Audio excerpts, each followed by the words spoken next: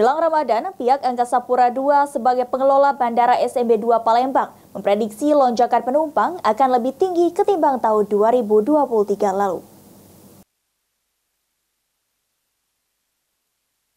Pihak Angkasa Pura II sebagai pengelola Bandara SMB 2 Palembang memprediksi lonjakan penumpang pada Ramadan dan jelang Idul Fitri tahun 2024 akan lebih tinggi ketimbang tahun 2023 lalu.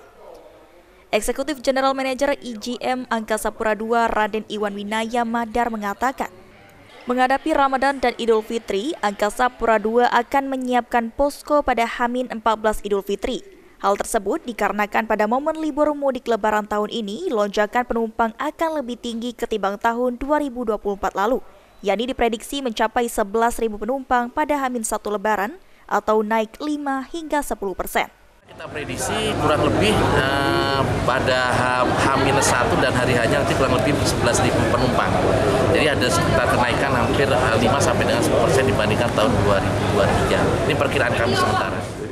Ditambahkan IGM Angkasa Pura II, sejauh ini pihak maskapai sudah diminta untuk melakukan persiapan menghadapi Ramadan, utamanya pada H-14 Idul Fitri. Sementara untuk harga tiket pesawat sejauh ini masih dalam kondisi normal. Sandi Pratama, PAL TV.